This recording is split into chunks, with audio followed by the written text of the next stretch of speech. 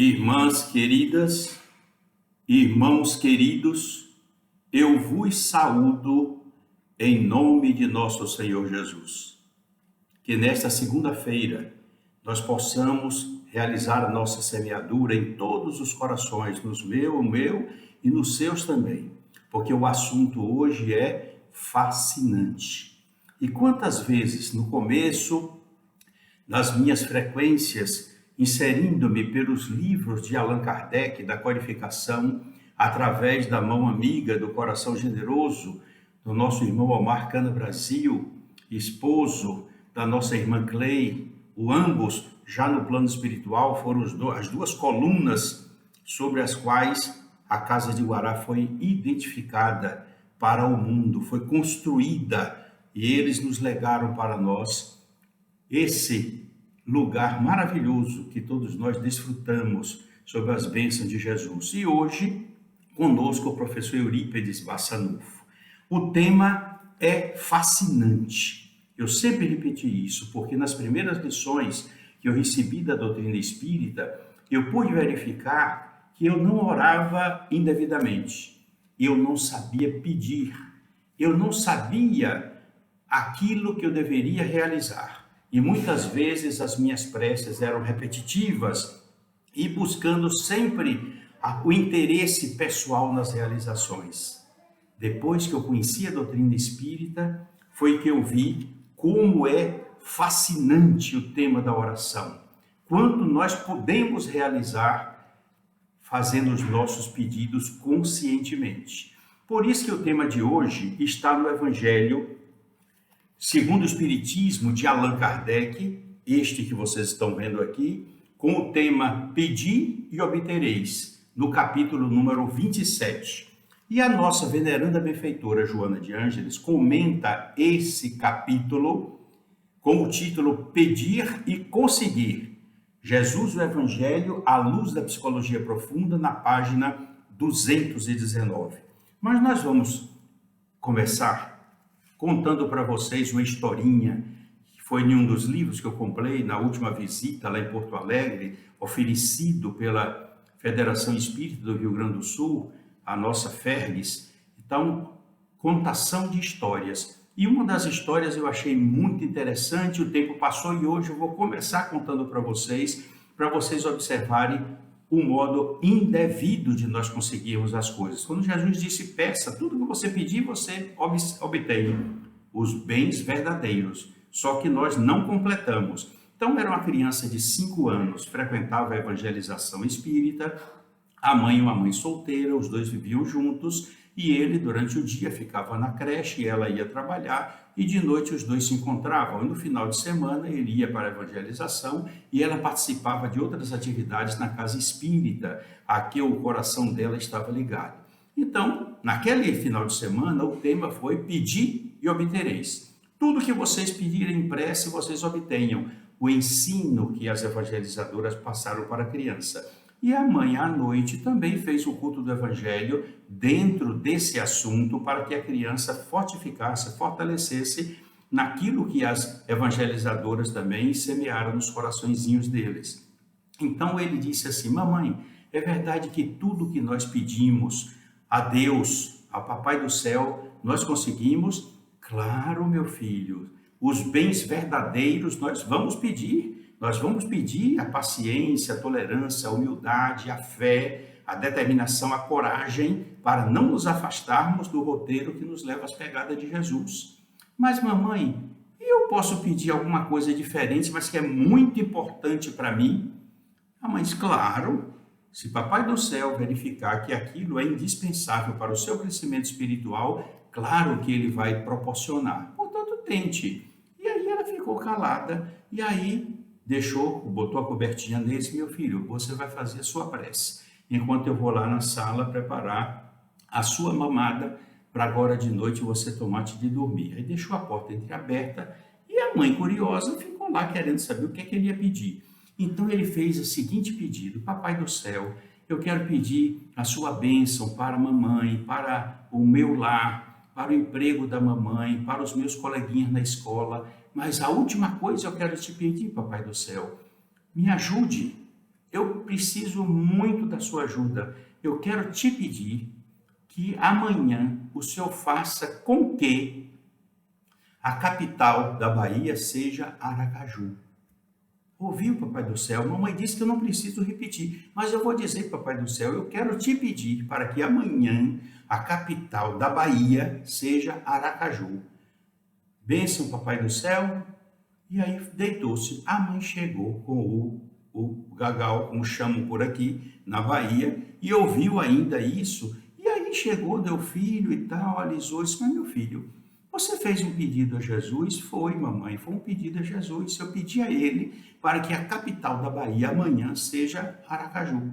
Mas meu filho, como é que você foi pedir uma coisa dessa? Por que você pediu? Mamãe, é porque foi assim que eu botei na prova e eu quero tirar 10. Então vocês vejam como é que nós fazemos isso. Muitas vezes nós adultos fazemos isso, queremos pedir absurdos a Deus fora do nosso programa evolutivo, mas Ele sabe tudo o que é melhor para nós. É isso que nós vamos estudar hoje, vamos fazer as nossas reflexões em torno do capítulo de número 27. É claro, vocês já sabem que a veneranda benfeitora Joana de Ângeles, ela coloca aqui 2 itens referenciais para que nós possamos analisar, começar a estudar. Nós vamos abordar praticamente quase o capítulo todo. Então, vamos observar logo de início o Evangelho segundo o Espiritismo, capítulo 27, item 4. Jesus definiu claramente as qualidades da prece.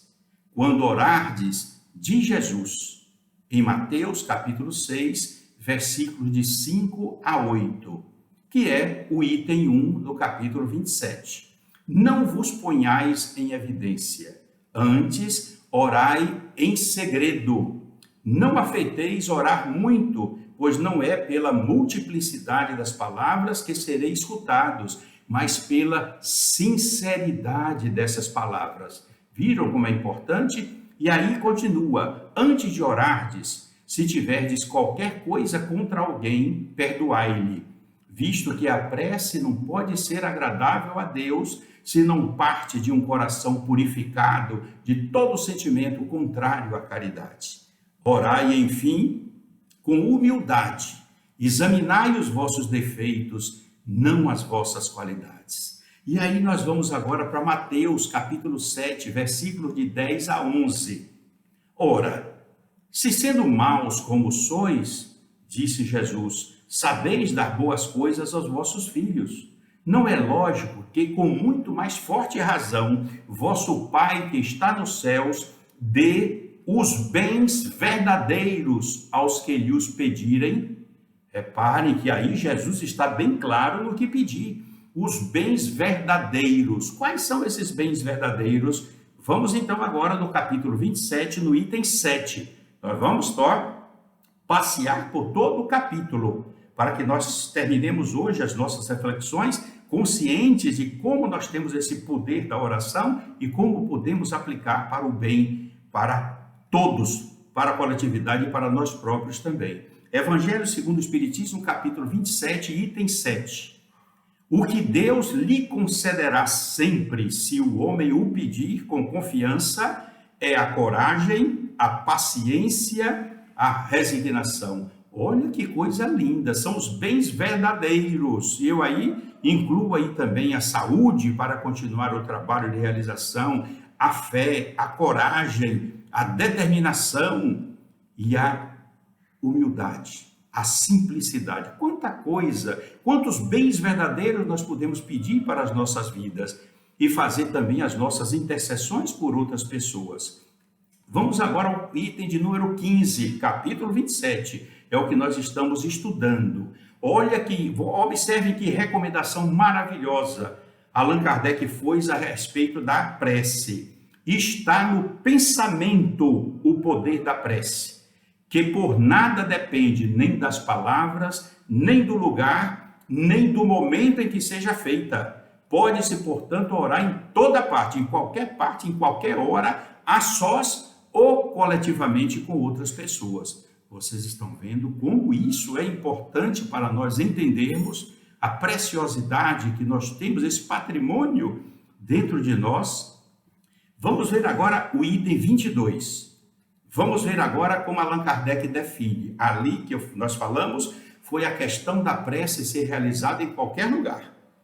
Agora nós vamos ver os momentos de realizar a prece. Quando Allan Kardec fala da prece pela manhã, capítulo 27, item 22, o dever primordial de toda criatura humana, o primeiro ato que deve assinalar a sua volta à vida ativa de cada dia é a prece. Por que assinalar a volta? Porque durante o sono há um desdobramento e nós vamos em espírito para o plano espiritual, nos encontrar com outras pessoas. Daqui a pouco vocês vão ver como ele ensina como nós devemos fazer antes de nós pegarmos no sono, antes desse desdobramento. Mas o que ele ressalta na hora de acordar é isso, o dever primordial de toda criatura humana. O primeiro ato que deve assinalar a sua volta à vida ativa de cada dia é a prece. Voltar à vida, porque o desdobramento se encerra ali, o espírito retorna ao corpo na hora que desperta. E ele acrescenta, a prece do cristão, a prece do espírita, seja qual for o culto, deve ele dizê-la logo que o espírito haja retomado o jugo da carne. Viu? Assim que a fase acordou, o desdobramento se encerrou, e aí o primeiro ato, fazer a nossa prece. Que coisa maravilhosa! Mas agora vamos ver. E na hora de dormir, Ari, onde é que eu acho? Capítulo 28, item 39, que é a prece, a orientação na hora de dormir. Repare que na hora em que nós entramos no sono, em espírito, nós nos desdobramos, nós vamos para o plano espiritual. Portanto, ele orienta que devemos dizer assim, minha alma vai estar por alguns instantes com outros espíritos. Venham até mim os bons, ajudar-me com os seus conselhos. Faze, Senhor, que meu anjo guardião, que ao despertar eu conserve durável e salutar impressão desse convívio. O que é que nós estamos pedindo aqui? Pedindo, avisando, Senhor, minha alma vai estar por alguns instantes com outros espíritos. Nós vamos, através do desdobramento, nós vamos para o plano espiritual. Eu peço que venham ajudar-me os bons espíritos com os seus conselhos. Então, primeiro pedido, eu quero estar na companhia de bons espíritos para que eles me ofereçam os seus conselhos. Faze, aí ele pede, faze, Senhor. Ele está endereçado ao anjo guardião que nos acompanha. Faze, meu anjo guardião, que quando eu despertar, eu conserve essa impressão agradável dessa convivência que eu tive no plano espiritual, para começar o dia alegre e feliz. Isso é na hora de dormir. Vamos agora, Jesus e o Evangelho, à luz da psicologia profunda, na página 220. Olha que coisa maravilhosa. Vocês vão ficar, é fascinante esse capítulo. Porque muita gente diz, eu sei rezar. Tudo bem, vamos checar. Se você sabe, se eu sei rezar, se você está fazendo certo, se eu estou fazendo certo. Jesus entendia os conflitos de todos aqueles que o buscavam. Ele entendia, apresentando sofrimentos que mascaravam a realidade profunda, sem que se dessem conta das necessidades legítimas de cada um, em razão das aparentes dificuldades que enfrentavam. Então, os sofredores iam atrás de Jesus.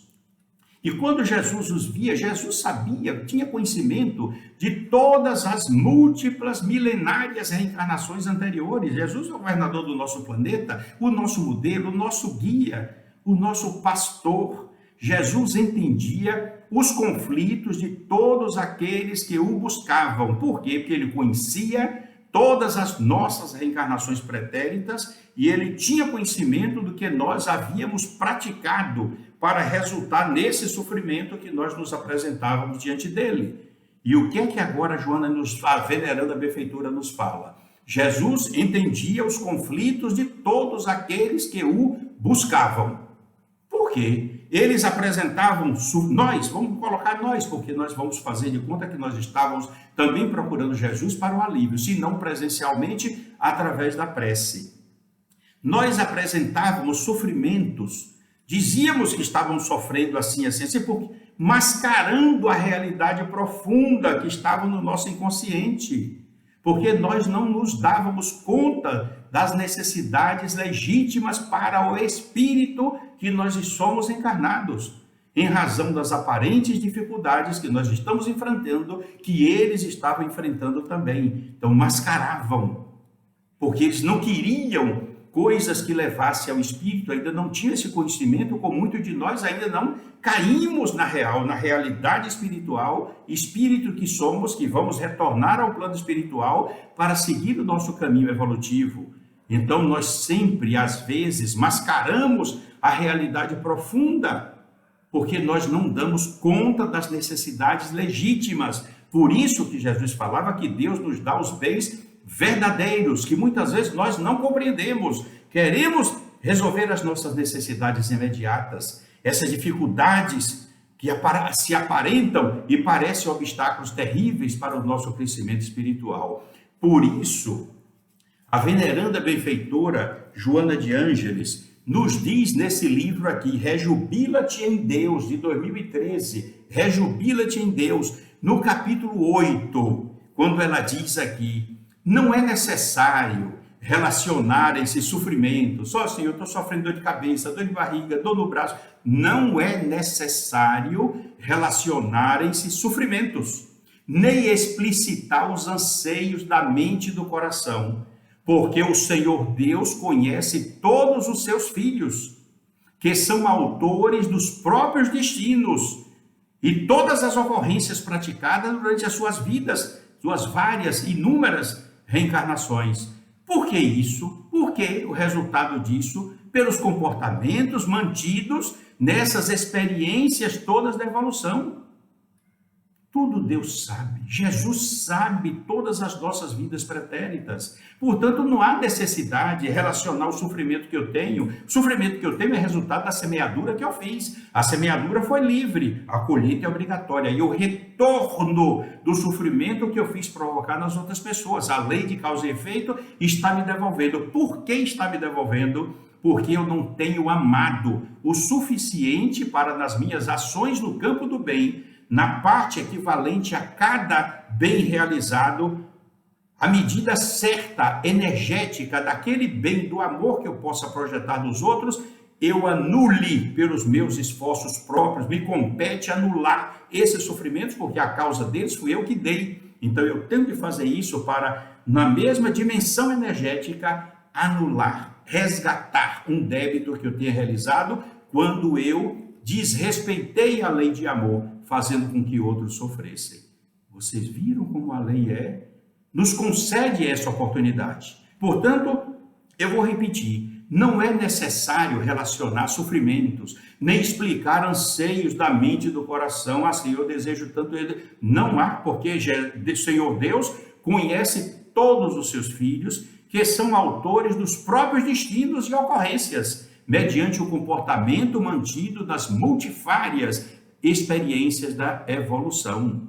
E ela continua: inutilmente gritará a alma em desespero, rogando soluções para os problemas que lhe competem equacionar, que lhe competem, nos competem resolver. Todos os problemas decorrentes da lei de causa e efeito são resultados da semeadura que nós fizemos no passado, prejudicando outras pessoas, e por falta de amor, por falta do exercício da caridade, por falta de fazer o bem, esses débitos continuam e retornam como problemas que nos competem resolver, que nos competem equacionar, mesmo que atraia os espíritos protetores, as nossas lágrimas, sempre compadecidos da pequenez humana, mas as soluções nós é que deveremos propor. Por isso que os bens verdadeiros são o quê? A paciência, a resignação, a coragem, a fé, a saúde, para que nós possamos amar mais, realizar mais caridade e zerar os nossos compromissos espirituais diante da lei de amor e diante da lei de causa e efeito. Vamos voltar então para Jesus, o Evangelho à luz da psicologia profunda, na página 220. Por isso, Jesus não cessava de recomendar que se operasse nos enfermos, desejosos de saúde, a renovação interior, a mudança de conduta mental e moral, obstáculos ao desenvolvimento espiritual das pessoas. Ele não cessava de recomendar isso, que se operasse nos doentes, desejosos de saúde, a renovação interior, a mudança de conduta mental e moral. Porque nem sempre as criaturas soubessem como manter a vinculação com as fontes da vida, Jesus sugeriu a oração, que se constitui numa ponte vibratória de fácil construção por todo aquele que deseje realmente a vitória sobre os seus sofrimentos.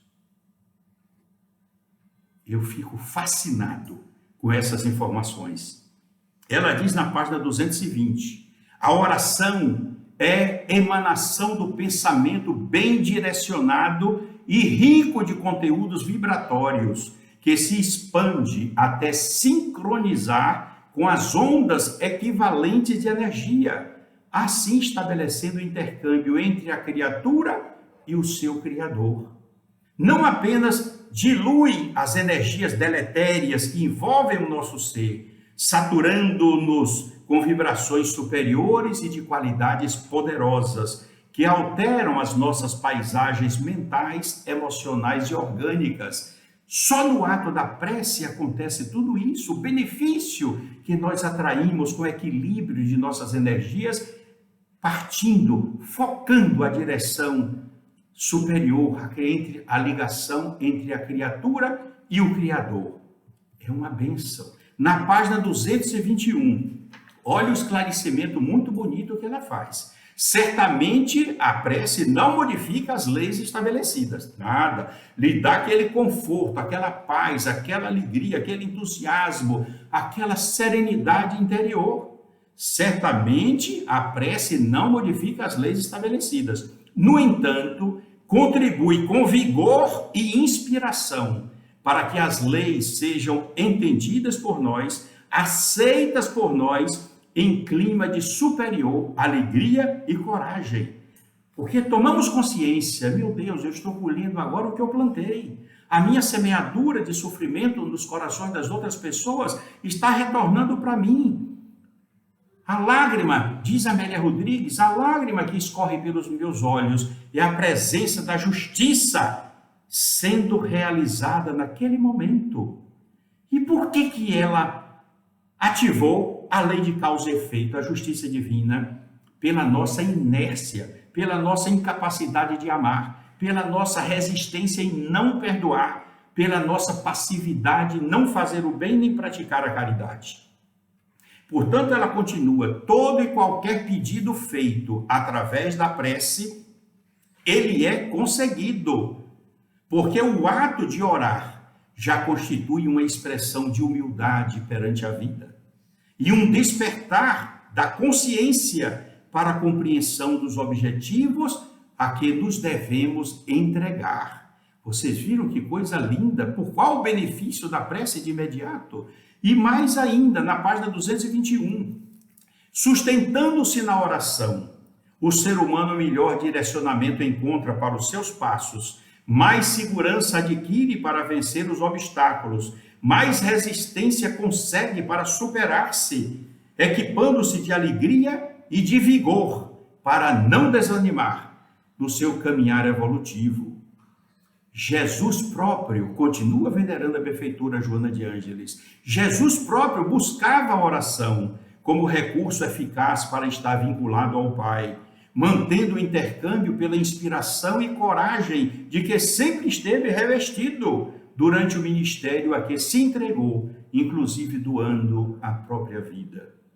Desse modo, Jesus ensinou que a oração tudo pode, pelo que realiza no interior da pessoa, no interior do ser, no nosso interior, alterando a nossa capacidade de entender a vida e os acontecimentos diários. Vamos voltar aqui para Joana de Ângeles, da veneranda benfeitora, em outro livro, Momentos de Sublimação, 2018, capítulo 27, quando ela diz aqui, entre os mais valiosos instrumentos de orientação que conduzem à plenitude, existe a oração proposta por Jesus, como sendo o de maior significação, o instrumento de maior significação, pelos imediatos efeitos que opera no íntimo das criaturas, imediato.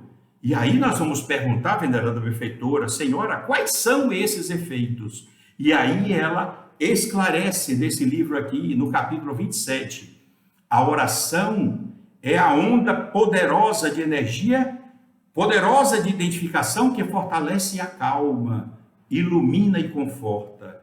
Orar é dispor-se a esvaziar-se de presunção e de egoísmo para preencher-se totalmente de harmonia. A oração, no entanto, exige requisitos indispensáveis. Isso eu não observava quando entrei na doutrina espírita e muitos ainda não observam, mas é preciso ouvir, escutar, acolher as orientações da veneranda benfeitora Joana de Ângeles, neste livro, Momento de Sublimação, no capítulo 27. A oração, no entanto, exige requisitos indispensáveis para que seja alcançada a finalidade a que se destina. Não bastam as palavras, mesmo quando rebuscadas ou vestidas da magia poética do encantamento. O que é de fato fundamental diz respeito à onda do pensamento ativada pela emoção. A onda do pensamento ativada pela emoção. E aqui ela diz, cada indivíduo é uma estação transceptora de mensagens, tanto as capta como as emite. Nós somos essa estação transceptora poderosa. Através do pensamento, nós captamos as mensagens, como nós emitimos as mensagens. Isso é uma coisa de consciência maravilhosa que nós temos hoje. O seu direcionamento dessa energia, dessa prece, é que tem significado. Isso porque ninguém vive sem pensar. E assim sendo, torna-se necessário canalizar com eficiência a emissão da onda na direção da fonte receptora, que é Deus. Por isso que é importante nós seguirmos a orientação da veneranda benfeitora Joana de Ângeles. E ela diz aqui, ainda no capítulo 27, quando te sentires em situação tormentosa e desesperadora, interrompe o torvelinho mental e respira com suavidade, oxigenando o cérebro para libertar-te das toxinas que o envenenam. Isso é muito importante. Quando te sentires em situação tormentosa, desesperadora, interrompa o torvelinho mental. Como isso? Foque na sua respiração. Respire com suavidade. Expirando, retenha um pouquinho, solte suavemente, para oxigenar o cérebro, para libertar-nos das toxinas que estão envenenando o nosso cérebro. Isso aí é muito importante. Eu faço isso sempre. Depois eu vou mostrar a vocês aqui o que é que vocês podem fazer. Esse daqui, esse equipamento, é um oxímetro. E nós fazemos esse nosso trabalho desde que tivemos a Covid, quando estávamos em plena crise em agosto. O oxímetro marcava apenas 65, 70 de oxigenação. Por isso que nós passamos pelo tratamento, continuamos fazendo a nossa terapia cardiorrespiratória para mudar. Repare que eu estou falando de uma forma tranquila, inspirando suavemente, e observe o que aconteceu. Olha aqui, 98 de oxigenação, marcando aqui. 98 é quanto eu fiz, eu estou provando aqui. 98 de oxigenação. Por que isso? Bastou que eu me asserenasse.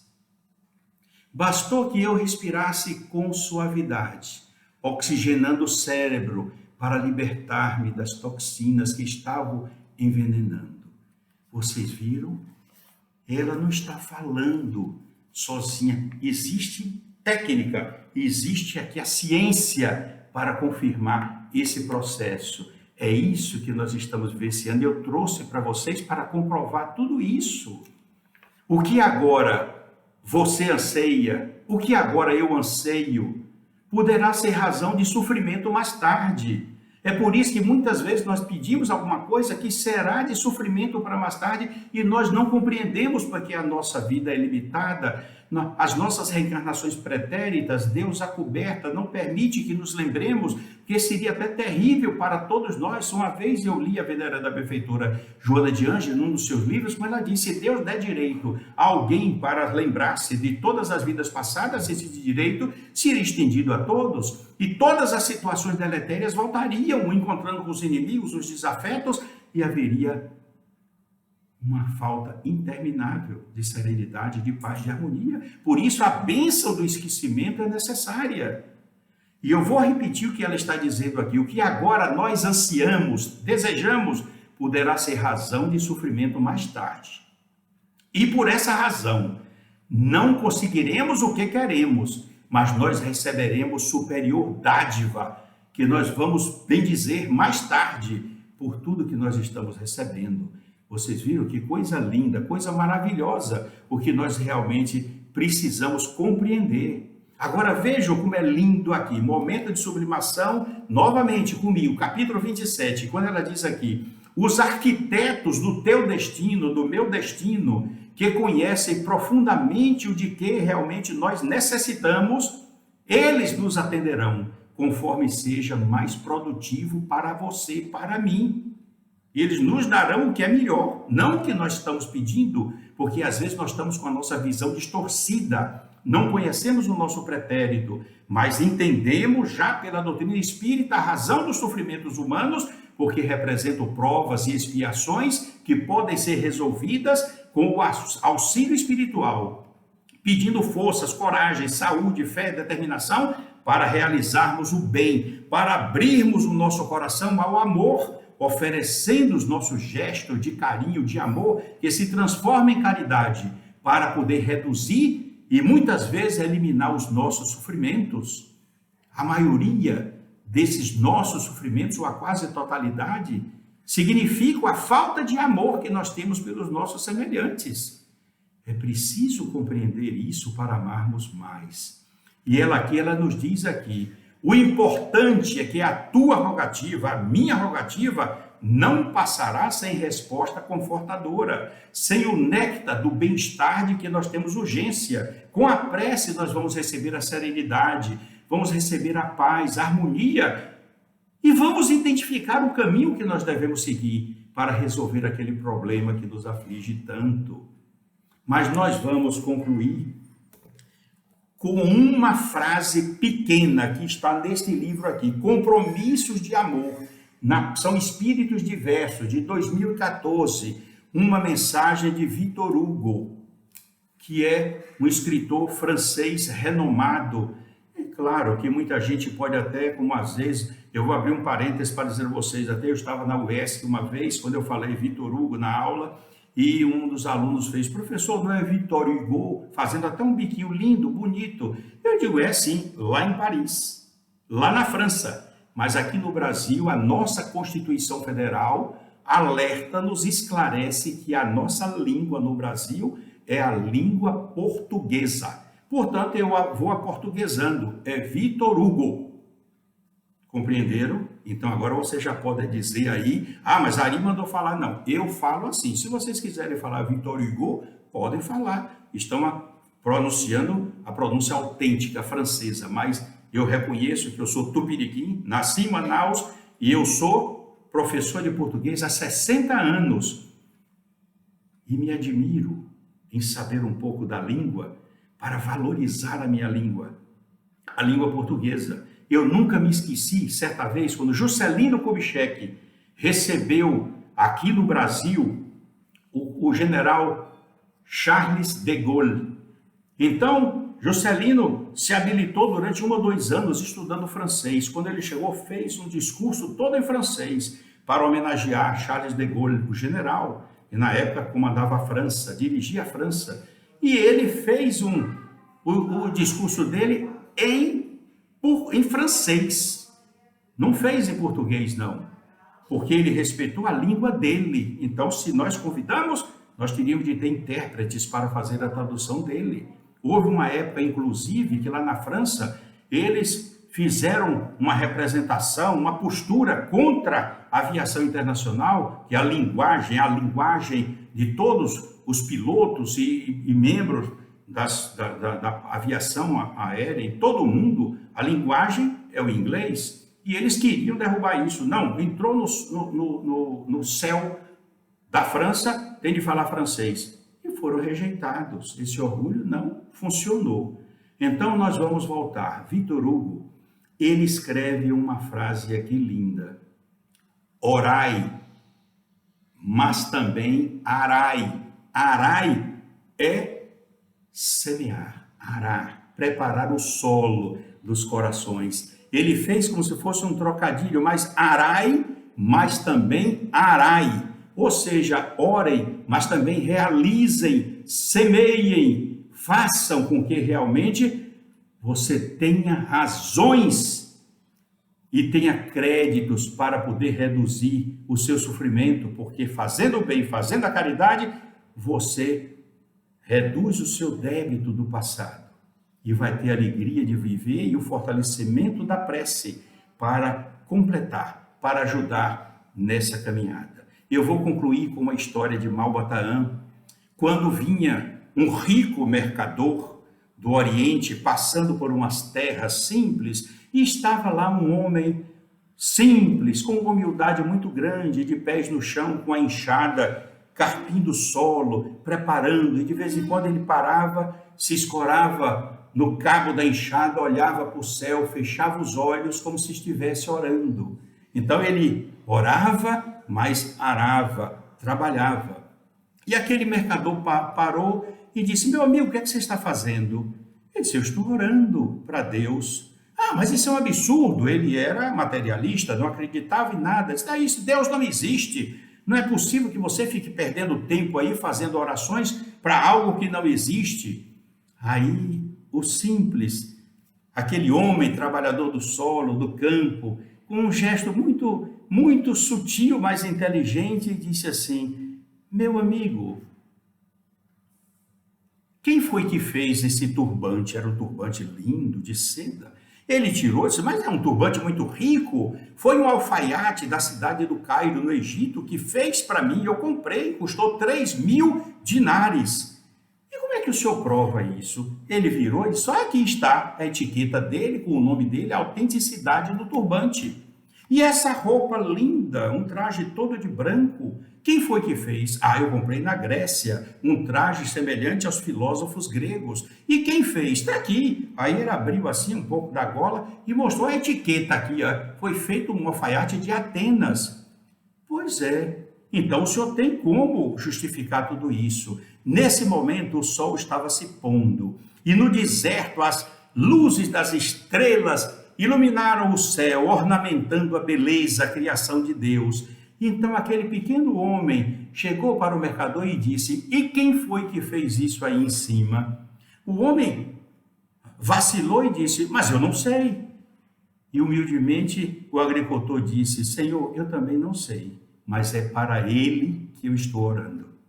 Com essa lição eu termino a nossa mensagem, agradecendo a Jesus pela oportunidade desta manhã, agradecendo a companhia dos espíritos amigos, como o professor Eurípides Bassanufo, estando presente na nossa casa de Guará, como sempre prometera. E eu rogo ao querido mestre de Nazaré que derrame um oceano de bênçãos sobre o lar de vocês, envolvendo de paz, de amor, de luz, inunde os seus corações, de todos vocês que estão nos seguindo agora, e de outros que poderão também, após o horário normal e outro horário que não pode às vezes assistir pela manhã, poderão assistir à tarde ou à noite, que os corações de vocês sejam inundados de ternura, de paz, de alegria, de sentimentos nobres, de amor ao próximo, amor a si mesmo e amor ao próximo, para que possamos todos os dias pela manhã render graças pela noite, pelos contatos iluminados que tivermos com os nossos amigos espirituais, pelos conselhos, pelas orientações,